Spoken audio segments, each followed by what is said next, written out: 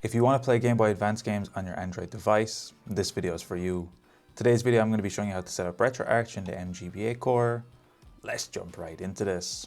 So the first thing you want to do in today's video is open up our Play Store. And once our Play Store opens up, we're going to be coming to the search button here and we're going to be searching for Zarchiver. This app we're going to be using a bit later to extract and talk about games. This is a good app to have on your Android device regardless. So this is the first thing we're going to need. The second thing we're going to be searching for is our actual emulator, which in this case is Retroarch. And here there are two places to get Retroarch. One is on the Play Store and the other is downloading the APK directly from the Retroarch websites. Now, if you're not planning to keep your games on an SD card, you can just take Retroarch directly from the Play Store. However, if you're planning to store games or files on an SD card, you should use the one from the website, which is what I'm going to be doing in today's video, as some of my files are on an SD card, and Retroarch from the Play Store is not able to access an SD card directly inside it. The process otherwise for the rest of the video should be mostly the same regardless of the version you have, but for me I'm going to be downloading Retroarch from our web browser. So what I'm going to be doing is opening up any web browser you want. I'm going to be using Chrome, and I'm going to be coming to this link. Links is always in the description down below, and this is going to be for the Retroarch website. Once we're here, we're going to be clicking the download button here in the middle. We're then going to be clicking the download button here underneath Android. Simply click this. We're then going to have to wait for our file to download. If you want to install it directly from your file manager, you can do that here. I'm going to be clicking here on the APK file. It's then going to ask if you want to install the app. I'm going to be clicking install. This might mention that it's unsafe. As long as you download it from the official Retroarch website, it should not be any problem. We're going to be clicking the install anyway button here. You're then going to have to enter the pin on your device, and here it will then mention the app is installed. We're then going to be clicking open. We're then going to have to allow it to have read and write access. We're going to be clicking OK here, click allow, and now this is going to load up. From default, Retroarch looks like this, and it's not the nicest UI. So the first thing we're going to be doing is changing here by coming to the cogwheel options here on the bottom right. We're going to be coming to user interface. We're then going to be scrolling all the way down to the bottom of user interface, and we're going to be changing our menu option here. And here by default, it is on GLUI. This is the worst version of Retroarch that they have. I personally like the Ozone option. However, if you're looking for a more PlayStation 4, PlayStation 5 type feeling, XMB is also a good option here. Once this is saved, we're going to have to click back here on the bottom right. We're then going to be going back to our home screen. We're going to be quitting Retroarch here. We're then going to be opening up Retroarch again, and we should see that our new UI is now saved. Now we have this UI where everything is a bit cleaner, and we have all of our menu options here on the left. This is my preferred UI in Retroarch, but here you can select whatever you want. Now I have both of my files downloaded. The first thing I'm going to be doing is opening up Zarchiver, and we're going to be talking about games. Now I currently have some Game Boy games here located on my SD card. However, I do need to mention up front, I cannot show you in today's video where to locate or download games. You will need to source and find your own Game Boy games, but if you do download them, they can possibly come in a .zip, a 7-zip, or even a RAR format. But especially if you've downloaded a pack of games and they come in a zip file, you'll need to extract them out first. So I currently have a game here in a 7-zip file to show how this would work. To extract it using Zarchiver, all we need to do is tap it here. Simply going to be clicking extract here, or extract ... if you'd like to extract it to another folder. Letting our game extract. Game Boy games are quite small, so this should be quite quick. And then our game should extract out. Now for Game Boy Advance games, you're looking for a .gba game file format. As you can see, all of my games are here. And that's what we will need to bring over to Retroarch a bit later to play GBA games on our Android device. For this point, there are a couple things we need to do and a couple settings we can look at. Retroarch is built mostly for a controller, so the setup is really built around a controller. Everything will work on your touchscreens here, and if you want to go back or anything else, you can click these buttons down here in the bottom right. That will allow you to access everything. However, me personally, I'm going to be navigating the rest of this video using a controller in Retroarch. So the first thing I'm going to be doing is connecting up a controller for this application. So what I'm going to be doing is grabbing my Xbox Series controller to connecting it to Retroarch. To do this, I'm going to be connecting it wirelessly over Bluetooth to my device. It's now already connected, and by default, most controllers will actually work. You can see here I have not actually mapped anything manually, but everything does work here. If you would like to connect the controller up, what we need to do is click Settings here on the middle. We're going to be coming to Input. We're then going to be coming here to RetroPad Binds. We're then going to be coming to Port 1 Controls. And here what we can do is select and map all of our buttons. We're going to be making sure our device type is set to the correct controller, which is currently set to the Xbox Series controller for me. Then what you can do is go down here and look at each button. You can then tap a button, for example, the up button on your D-pad. You can press it and then press it on your controller, and then it will be mapped to that button. You can go here and then manually map each of these buttons to set it up exactly how you want. Now, if you do make any changes to your controller, you do need to make sure you come and click Save Controller Profile, otherwise they will not be saved here. And this will just make sure that your controller profile is set. Now, for some of these hotkeys, it is possible to set multiple buttons here. So you can see I currently have button 130 and F1. These are related to a button on my controller and the F1 key if you have a keyboard connected. Now, the hotkeys are really cool options. One thing I do like to enable is the menu toggle. And specifically, I like to set the menu toggle with a controller combo. If we click this, we will be able to select a combination of buttons that will open up the Retroarch on-screen menu. So for me, I like to use the start and select options here. So when you're in game and you click start and select, it will open up the menu. So you have the Retroarch menu access really easily. From this point, we now have a controller set up. Retroarch is installed. We're going to be installing the required core. To do this, we're going to be coming to the main menu here. We're going to be coming to the load core option. And here by default, if this is your first time using Retroarch, there will be no cores here. We're going to be coming to the download a core option. We're going to have to wait while it fetches the core list. And now we're going to be clicking the search button or clicking the Y button on our controller. And we're going to be searching for mGBA. And in here we should see one core available, which is Nintendo Gameboy Advance mGBA. We're going to be clicking the A button here. It's going to download and install this core. And this is the first thing we will need. We can back out of here. Now if we go to the load core option, we should see the mGBA cores here. That's exactly what we want. From this point, we're going to be setting up a game playlist to actually import our games. To this, we're going to be scrolling down here to the import content. We're going to be coming to the scan directory option.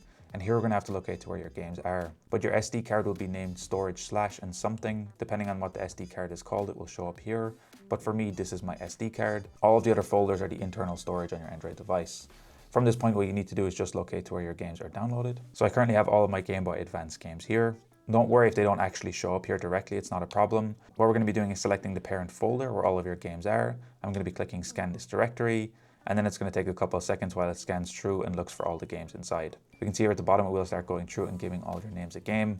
We're going to be letting that run through. This can take a couple of seconds. And now if we come over to the left side, as long as our games were in the correct format, we should see this new option here, Game Boy Advance.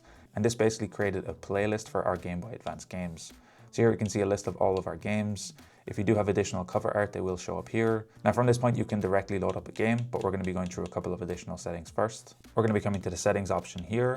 We're going to be coming to video, and here we can look at a couple things. So underneath output, we will have our video driver that we want to use. Here we can use OpenGL or Vulkan. If you do have a graphics card powerful enough that can handle Vulkan, I would recommend it. It can give better performance. So that's what I'm going to be setting in today's video.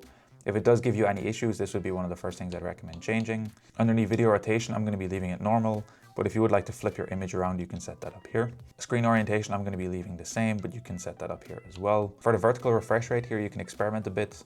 Depending on the core and depending on the console you're using, setting this higher can cause your game to speed up and cause additional issues. So I'd recommend leaving it at 60 by default, although you will see your estimated screen refresh rate here below. My screen can go up to 120 Hertz. But I'd recommend starting with the default of 60. Here you can scale this up or down as you want. If you click enter here, you can enter a refresh rate that you want. One additional option at the bottom of your video options here is the enable full screen over notch. So if you do have a device that has a notch or a cutout, you can enable this if you wanted to fill that area. I don't have it on my tablet, so I'm not going to be enabling it today. Underneath scaling, I would recommend changing the integer scale to on. This will allow you to only scale games in logical steps. To avoid certain blurring and certain things happening, it's a good option to have enabled here. Aspect ratio, I'm going to be leaving as core provided. This will avoid your games stretching in your screen. If you would like your games to stretch to 16 by 9 or force an aspect ratio, you can set that here. However, I don't really like when games do that, so I'm going to be leaving it as core provided. This means that mGBA itself will control the aspect ratio of our games, which is my preferred method. And these are good options to have. I also wanted to ask if you've gotten this far in today's video, if you can hit that subscribe button. We're trying to hit 50,000 subscribers by the end of the year, so it would really help me out. Let's jump back to the video. From this point, we're going to be coming back to the Game Boy Advance option here, and we're going to be loading up a game. I'm going to be loading up Advance Wars as an example. I'm going to have to click run. It will then ask you to select a core if this is your first time running this game. I'm going to be selecting the mGBA core here again. We're then going to have to click run here again for our game to actually load up, and then our game should load up. Now here at Retroarch, our game will load up immediately, and I would not expect any performance issues with pretty much any device when using GBA games, so that should be perfectly fine. On screen, we can also see all of our touchscreens. Of course, our controller will still work if you'd set that up. By default, we will see our L and L and R buttons here on the top. We can see this faint button here in the middle that will toggle between a couple of different layouts that we can use. These are all really nice. You can feel free to experiment with this. If you'd like to hide this additional menu on top, you can click this up and down arrow here to do that. We can select the A and B button here to scale the size. And we have our fast forward button here, which is really useful for games like Pokemon if you want to fast forward through certain things. Our button here in the middle, we will also have access to our Retroarch option. And here we can get the on-screen controls and get access to more information about the game we're playing. So if you want to close it, restart it, or a bunch of other things here as well. What we're going to be doing here is looking at some additional options. We can come to core options here. Underneath the video option, we can do a few things. If you are trying to play Game Boy games, you can set up a default color palette. If If you want to use the grayscale or if you want to select a different color palette, you can do that here. If you would like to set up a color correction to match a real Game Boy or Game Boy Advance hardware, that is something you can set up here to select which color one you want. I'm going to be leaving it off in today's video, but it is a cool thing that you can do. And interframe blending can be useful for certain games. It's not something I'm going to be turning it on, but you can access that here as well. I'm going to be clicking back. And here, once we open the menu, we will have access to our core options. A little bit further down, we will also have access to our on-screen overlay. If you would like to completely turn this off, you can do that here. If you'd like to make your overlay more or less visible, you can decrease it to make it less visible or increase the opacity to make it more visible.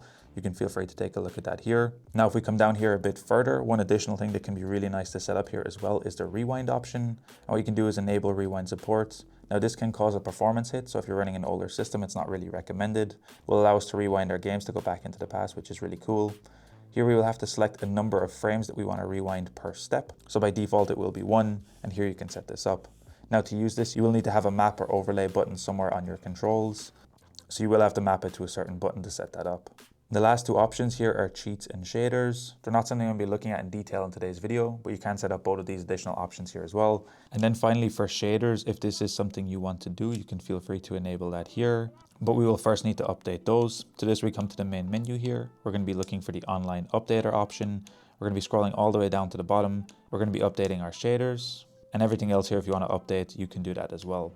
And now when we go back to our game, if we come to the shaders option, come to load presets, and here you can go through and see each of the different types. If you want to set up for a CRT, or even if you want to set up a border for a specific game, you can come here and take a look at all these options. I'm not typically the biggest fan of shaders for GBA, so I'm not going to be doing that here. But any changes you make here, you need to make sure you click apply changes at the bottom. Otherwise, they will not come into an effect. And it's as easy as that to set up and play Game Boy Advance games on your Android device. If you guys enjoyed this video, be sure to drop a like. Subscribe if you're new, check out the other videos on the channel. Until next time, guys, as always, keep it saucy. Peace.